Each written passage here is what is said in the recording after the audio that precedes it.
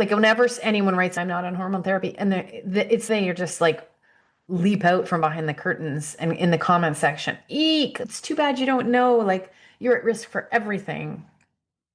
So that's like the far right of hormone therapy belief system. And then I swear to you, it goes all the way over to this woman who runs an account called Estrogen Free. It's don't even eat a chickpea or a flaxseed because they're phytoestrogen and they'll just shoot your estrogen up and estrogen is bad. And we have everything in the middle. I'm Ann Marie McQueen, journalist and proud 50-ish woman, and we are here looking for the true truth in perimenopause, menopause, midlife, and beyond. Opening our minds to other possibilities is not always easy. Hotflash Inc. You're all woman to me. All right, Ann Marie.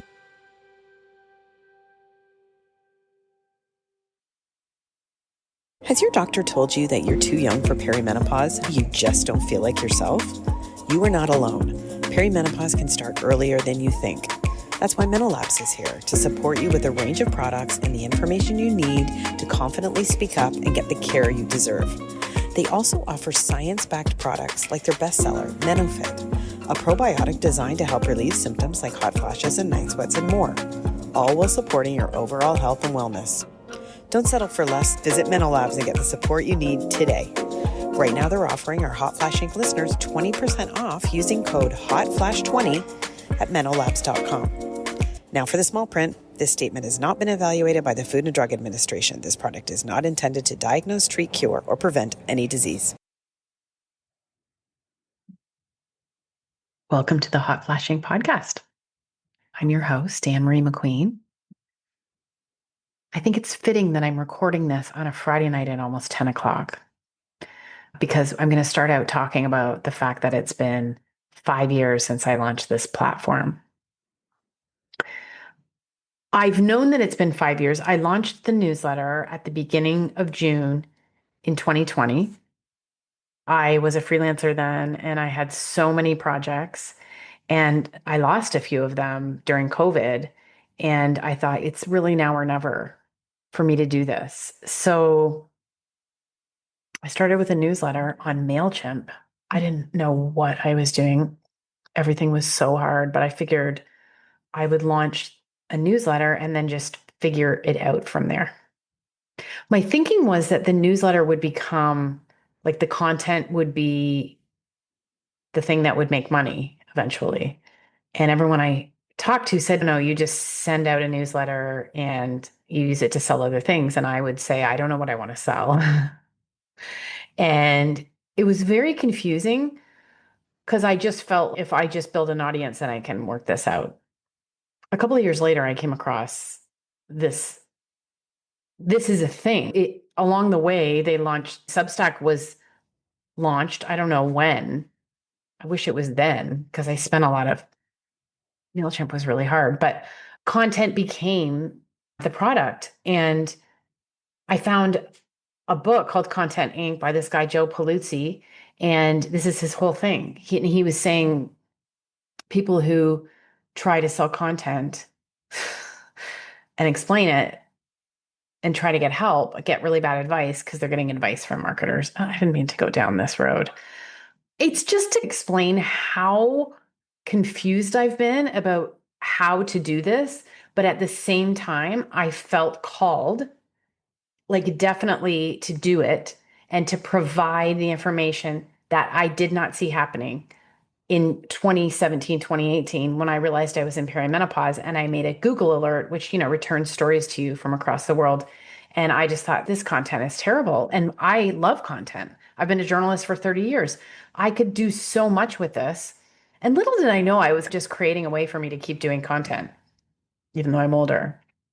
But I was such a mission and I spent so much time. So that's why it being 10 o'clock on a Friday night, me recording this podcast is apropos because this is what my life has been like. Like I have a Starbucks in my building in Abu Dhabi and I am in there so much that it's embarrassing, actually.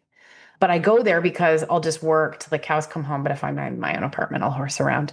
And I came across a friend. I went to send her a message. She's a university friend. And I went to send her a message. And the last message I sent her was May 1st, 2020, when I was getting ready to send out the newsletter.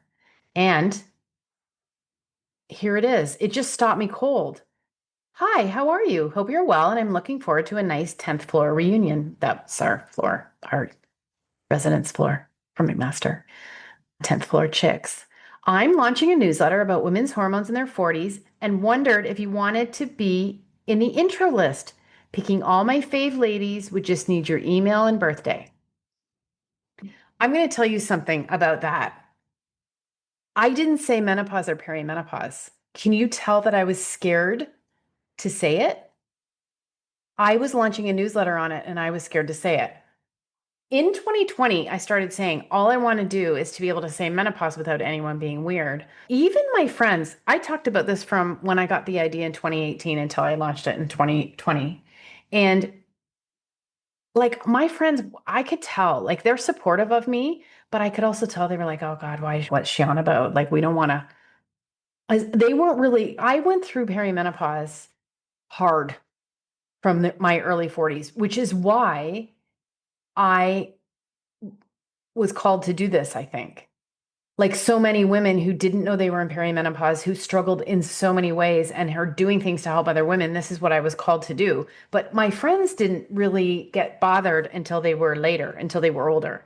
And I have friends that are struggling more now and I'm evened out. Like I'm not really struggling I'm through menopause and I don't find myself struggling in that way. I'm not saying my life is easy, but I'm just saying a lot of the problems that people talk about, I'm not experiencing those. I'm having maybe other issues, but so that's something that's changed. But I think it's interesting that when I was pitching it, I was afraid to say perimenopause and menopause because I thought my friends would say no. I also think that call out that I did, and I cut and pasted that and adjusted it for everyone. And I only did 200 people. And I know that I was trepidatious about the topic. And I also can see in myself 5 years ago, just like the lack of confidence in just knowing that what I had could really help people, even though I knew it in my heart. So that's how much I've changed in 5 years. I was still in perimenopause then, and I was having a really hard time, and I would have an even harder time after that. And there's many times I don't know how I did the newsletter. I've always worked like full time while I've gone through this. It's been so much work. And it's so frustrating because I just always think, oh, if I could only do this full time, I would just love it so much. But I'll get there. I think I'm going to get there pretty darn soon. But it just blew me away to see that little note that I wrote to my friend and to think that I just had an idea and I just was like, and I did it. And when my first newsletters that I put out, like there wasn't very much information to share. They're very like rudimentary. I didn't know. I didn't know what I didn't know.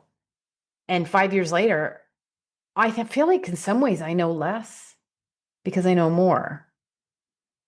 I do know that I believe that the recession and turbulence of hormones in perimenopause and menopause is not the problem. I don't believe from an evolutionary biology standpoint, we were put on this earth.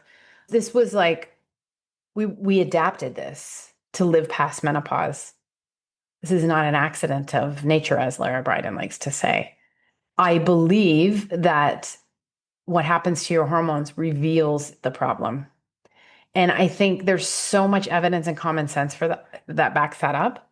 There's just so many women in the world who don't have a problem. The people who live closest, the hunter-gatherer life, like the Hasta women of Tanzania and the Mayan women of the Yucatan, they don't have problems. The blue zones, these people don't have problems. If it was just about hormones and empty hormone receptors, then we would all be falling apart. And how would we have ever survived before they invented hormone therapy?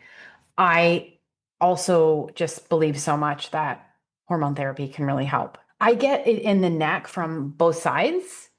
Whenever I write something about how the evidence isn't really clearly defined on whether hormone therapy prevents dementia and heart disease, I think at this point, sure, like it may, some studies show that it does, but there are nuances in there. For example, if you're already showing signs of heart disease, you may exacerbate it with hormone therapy. It depends what kind of hormone therapy you're on, for sure. And if we had a long-term trial of women who did all the things, the healthy things, compared to women who did all the healthy things and took hormone therapy, and we could find out how, if we compared those two groups, people who were healthy, who weren't on hormone therapy, and people who were healthy, who were, and we knew we were talking about bioidentical estrogen and bioidentical progesterone. That's data that I would take. I just, no guiding body recommends it. And when I had a cardio workup 18 months ago, the doctor said to me, Ann Marie, you're a healthy woman. And I said, great. Should I take hormone therapy? She was a cardiologist from Pakistan. And she said, why would you expose yourself to the risks? You're a healthy woman. And I do believe that. But I absolutely support anyone's right to take hormone therapy. And just as I'll get it in the neck from people who don't like when I say, the people who say hormone therapy prevents dementia and heart disease, and there's a group of women who are calling themselves thought leaders who are saying this, and they've just decided that it's true based on some studies, and they're calling themselves thought leaders, but the true thought leaders are the people who are using much different. The true thought leaders are the people who understand how important progesterone is. The true thought leaders are not like just talking like it's still the 1960s. You can't just call yourself a thought leader just because you're the loudest. Anyway, I keep saying I get it in the neck from people. I do. Whenever I speak like this, I'm talking based on all the research I've done, the scientific evidence, the expert opinion, and the human experience. That's what I based Hotflash Inc. on. There's a famous doctor who will just write like, we should talk. If I say something like that. Last time I said this, she said, oh, you should reread the United States Preventative Services Task Force guidelines, USPSTF guidelines. I reread them. They didn't say anything there about hormone therapy preventing dementia or heart disease. The Lancet Commission on Dementia looked at this for the first time last summer. They did not recommend hormone therapy to prevent dementia. I can't ever get down this rabbit hole every single time, but I just do feel strongly about this. And then on the other side, there's the bioenergetic view, the progesterone first, progesterone only, you don't need estrogen. Those people will say to me, oh, Ann Marie, like, it's like they think I just don't know what I'm talking about. And like women would be fine if they would just get their act together. But it's like women can't just get their act together. Do you know what I mean? Go for a walk in the morning and do all the things you have to do to feel good. And even women who do that sometimes can't get it together. And also, a lot of people carry like pain inside them and trauma that we know is making their hormonal symptoms worse in perimenopause. We have studies that show adverse childhood experiences, domestic abuse, sexual assault, all of these things exacerbate the perimenopause experience. And, if you're a woman with kids and a job and maybe aging parents and financial concerns, I'm sorry, you can't just start lifting heavy. A carrot salad's not going to change your life. So I'm always going to be in the middle about this. That's just the way it is. And I think because of the way Hotflash Inc. is and the way I am, I attract a pretty cool crowd.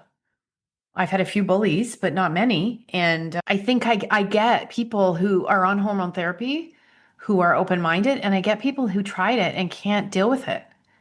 And so I've created that space because if you go to some of the other spaces on social media, it's not that way. I can't tell you how many times I'll talk to people like, of course, hormone therapy. Okay. But not everyone can take hormone therapy. Truly, for a variety of reasons. And not a lot of people want to take it.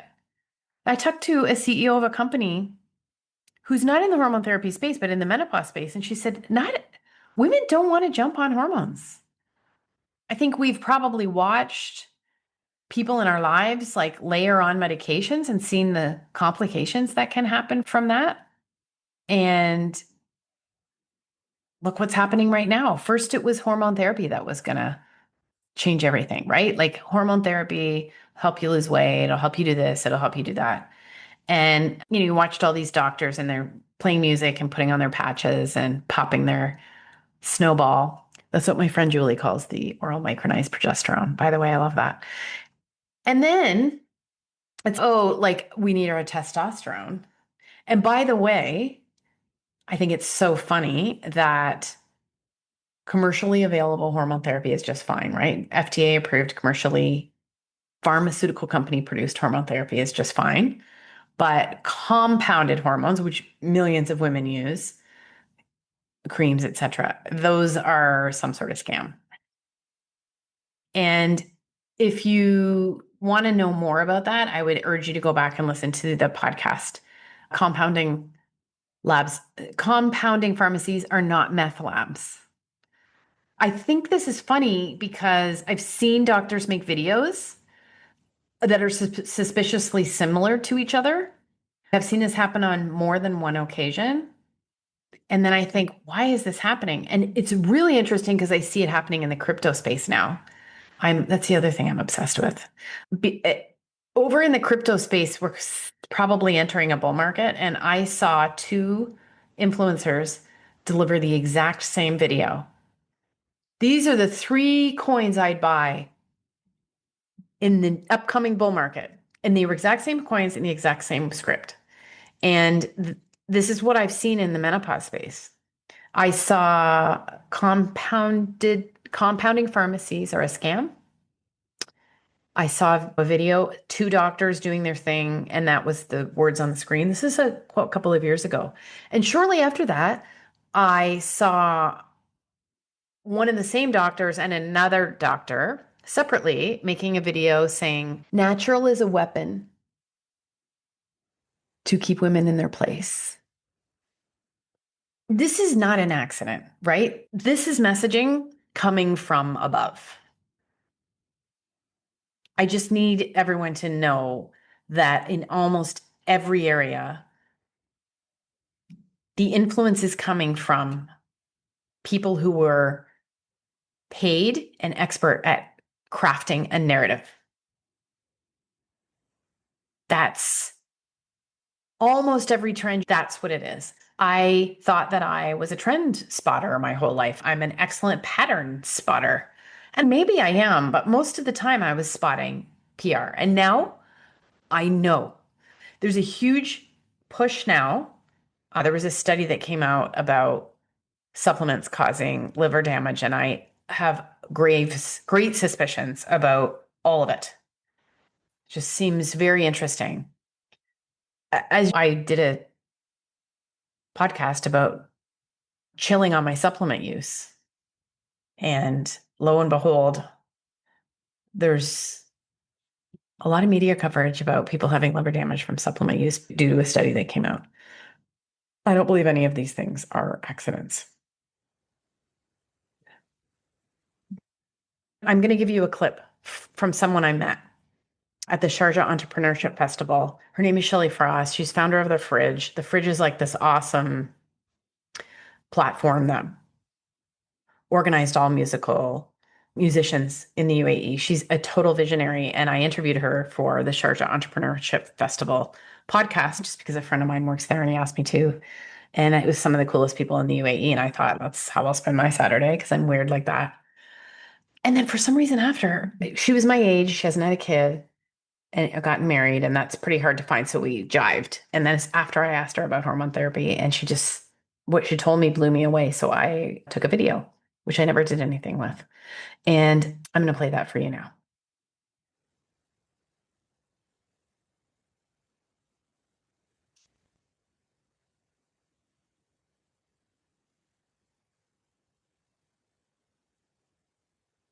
Okay, so now I'm going to ask you about hormone therapy. You struggled the most with sleep. You weren't sleeping at all. Yeah. How did you come to hormone therapy? I'd had 2 years where the two most invasive symptoms in my case were absolute lack of sleep And the other one was a sense of feeling completely overwhelmed, a sensation that I wasn't used to. I've always had a go, get out there, very positive personality with a lot of cortisol balance going. So I'm always propelled forwards. So it was absolutely out of character and made me completely lose my north and not know what was going on or what I should do. So having coped with things through acupuncture and more natural means, which helped me a huge amount to start with. Eventually, the one night where I slept for 1 hour and tried to get through the day following that, I thought, this is it, down tools.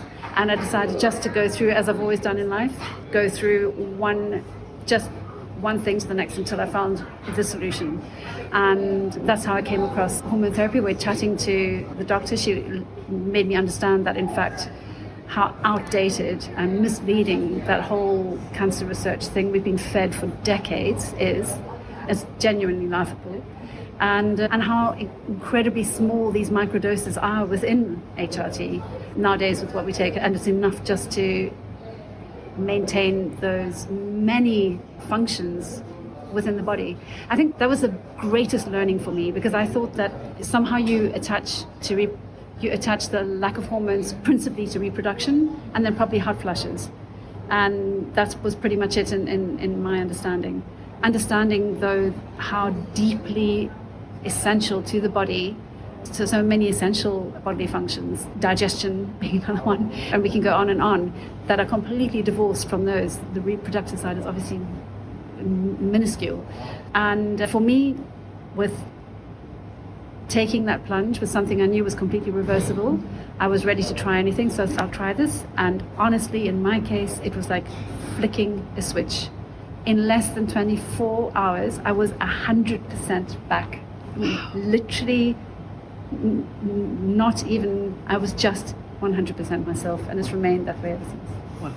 Okay, and then I'm going to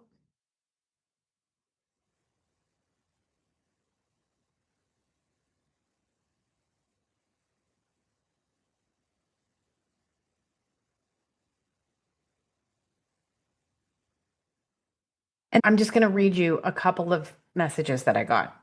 You heard Shelley talk about how hormone therapy saved her life. And I have friends. My friend didn't sleep for a year, she said, and then she took hormone therapy and she started feeling way better.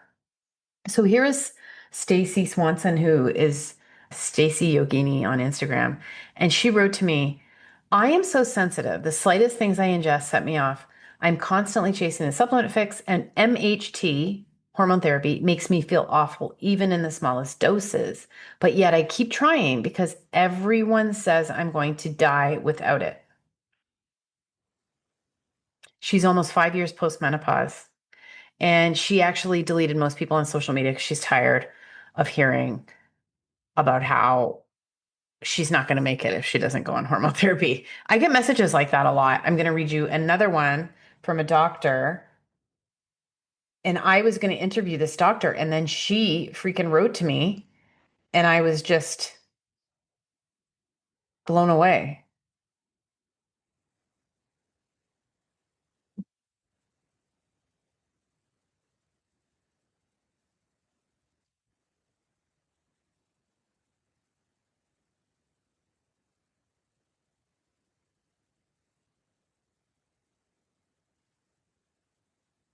Okay. So May Hindmarsh, and she has a Substack called BS Free MD. And she wrote to me and said, recently discovered your podcast newsletter. She's asking me to be on their podcast. I'm going to do it. I should probably answer her before I talk about this. But anyway, she says, I'm personally struggling after starting bioidentical hormone therapy at 58. Doing worse, trying to navigate the intricacies of this very personal and complex time, despite my training and limited experience with female patient care. This is a medical doctor. She says, I feel the pressure now to take all the HRT as the pendulum shifts back after WHI debunking. It's a confusing space for us with knowledge, let alone the woman next door. She's had a really hard time on hormone therapy. She's a doctor. And she also made a couple of comments. She said, after personally and professionally experiencing the disasters that come from multi-drug HRT supplement prescribing, it's time to embrace how our bodies are meant to heal if we treat them with care. The current trend of scaring women that don't take HRT is just as alarming as the previous misinformation in the WHI study. The older I get, the more I'm thinking of becoming a naturopath. I am telling you, doctors and medical professionals who are bullish on hormone therapy tell me all the time, behind the scenes, how irresponsible what they are seeing is. Some studies are being published in journals that are seriously irresponsible. And the things that some doctors say on social media make my hair curl.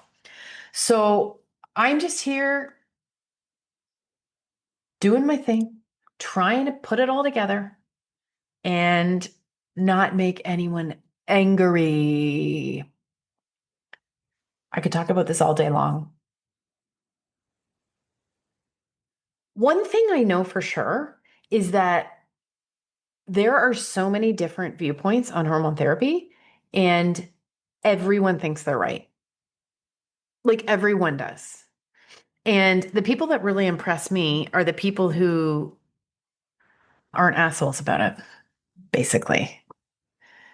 I have been researching this for 5 years. I'm telling you, it goes from someone I really want to talk to is someone who talks about physiologic doses. These are doses that they put you back at your pre-perimenopause level of hormones. You get a period. You will get that period until you die. You'll be getting it when you're 95. It's a variation of something called the Wiley protocol, and I want to learn much more about it. But those people are so obnoxious about their protocol. I have some bullies who are proponents of it, and they're just really obnoxious because they're like, oh, eek. Oh, like whenever anyone writes, I'm not on hormone therapy, and you're just like, leap out from behind the curtains and in the comment section. Eek, it's too bad you don't know. Like, you're at risk for everything. So that's like the far right of hormone therapy belief system. And then I swear to you, it goes all the way over to this woman who runs an account called Estrogen Free. Don't even eat a chickpea or a flaxseed because they're phytoestrogen and they'll just shoot your estrogen up, and estrogen is bad. And we have everything in the middle. We have the most responsible person, Lara Bryden, saying like a light fairy dusting of estrogen, but progesterone is probably the best thing for perimenopause. You have all these menopausy people saying you should have estrogen in perimenopause, even though most of the evidence and research has been done on menopause. So it's so freaking confusing. Like, I don't even know how to parse how confusing it is. And I sat down and mapped this all out because what I'm doing, I have big plans. I have big plans in Hotflash. What I'm doing is I am working on a tool that I'm going to sell. It's my first thing I'm going to sell. And it's going to be a guide to figuring out hormone therapy for yourself. Like, obviously, you'll have a doctor. If you want to take it, a doctor will prescribe it to you. But I am blown away at like my friends who don't know the difference between progesterone and progestin. I'm blown away at the number of doctors who use progesterone and progestin interchangeably. Progestin is a synthetic form of progesterone. It is the one linked to a slight increase in breast cancer. There are also associations with dementia and progestins. So you want to tell me how confusing the conversation is? Me personally, I was on a birth control pill for 12 years that was progestin only. Didn't I tell everyone it was progesterone? Because I didn't know jack. But that made permanent changes in me. So that is why I would not use progestin. I would use progesterone, but I can't tolerate that either. And the number of doctors who just use this interchangeably, and almost I've seen doctors making fun of people. I saw one doctor saying, oh, you guys love your progesterone, your body identical progesterone. Yeah, we do like it. We like things that are more similar to what our body makes. Don't make fun of me. And so I'm creating this tool, and it's going to be easy to use, and it's going to be simple, and it's going to tell you how we got here. And it's going to lay out what the belief systems are and give you ways to go do your own research without a ton of work. It's just going to be like, it's the thing that you can't find. out there. And that's what I'm going to do. And then in the late September, we're going to have the Hot Flashing Summit. And then after that, I'm going to have a course that will cover all of perimenopause, your perimenopause game plan. I'm also in talks to do a book, but I won't have time to do that for a little while. Those are the plans. Those are the plans 5 years later. And yes, they are also monetization plans because at some point I do make money here, sponsorships, very much thankful to my sponsors, including Menno Labs right now. Thank you so much. And I already have multiple sponsors who've signed up for the podcast, for the summit, which fills my heart with joy and gives me so much confidence because this is new to me, you guys. Everything is new and I have resistance to all of it. Of course, I forgot what I was going to say. Literally, just sitting here.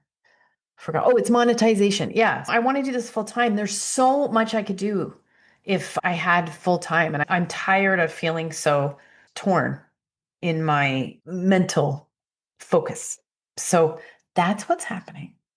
You're going to be listening to this at the end of July. I'm going to be on vacation in Canada.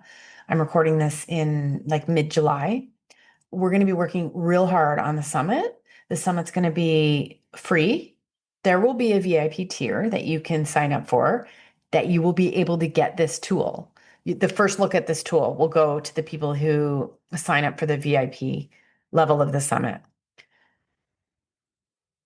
There will be 3 days of interviews with the smartest people and no one who seems like they're mentally ill or angry or accepting money from pharmaceutical companies or doesn't appear to know what they don't know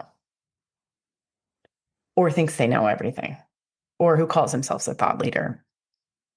I'll do that. Just joking. Just joking. So if you want to be involved in all that, get yourself over to hotflashinc.com and sign up for my newsletter. And that's where you'll find out about everything. I also have a Substack, and I'm sorry these things are separate. I don't know how to get them together. That's at hotflashinc.substack.com. And that's where I put out my free weekend newsletter. Sometimes I do deep dives. My podcast comes out there. You can pay to support my work if you want. I'm going to be building that up as soon as I get time, but I will also keep you posted over there. Or you know what? You could sign up for both of them. I know you don't have enough emails. You want more emails. And of course, if you follow me on my social channels on TikTok, Instagram, X, I have to get more active over there, then you will find out about this stuff too. It is time to grow up with Hot Flash Inc. And that is what we are doing. So I just want you to remember that there's a lot of people who are going to make a lot of money off of you. And one of the age-old ways to do that is to make you scared and to make you think that the answer lies outside of you and to make you think that you don't know best for yourself. We live in a world with lots of options, and I think we should take advantage of all the things that are available. But the 40s and 50s are the time when, if you're going to believe everything everyone says that you need, you might end up needing a lot. Got to figure out what we're doing here. Got to figure out who's calling the shots. Thank you so much from the bottom of my heart for listening. Send me a text message. Let me know who you are. Say hi on social. You can leave a review. You can rate the podcast. I would adore it. And we'll keep in touch and we'll keep talking. I'm not going anywhere. Honestly, I have a mental problem. 5 years and I'm just still more obsessed than I was when I started. I love this so much. Take care. Hotflash Inc. was created and is hosted by Ann Marie McQueen, produced and edited by Sonia Mack. The information contained in this podcast is intended for informational purposes only and is not intended for the purpose of diagnosing, treating, curing, or preventing any disease. Before using any products referenced on the podcast, consult with your healthcare provider, read all labels, and heed all directions and cautions that accompany the products. Information received through the podcast should not be used in place of a consultation or advice from a healthcare provider. If you suspect you have a medical problem, i.e. menopause or anything else, or any healthcare questions, please promptly see your healthcare provider. This podcast, including Ann Marie McQueen and any producers or editors, disclaim any responsibility from any possible adverse effects from the use of any information contained herein. Opinions of guests on this podcast are their own, and the podcast does not endorse or accept responsibility for statements made by guests. This podcast does not make any representations or warranties about a guest's qualifications or credibility. This podcast may contain paid endorsements and advertisements for products or services. Individuals on this podcast may have direct or indirect financial interest in products or services referred to herein. This podcast is owned by Hotflash Inc. Media.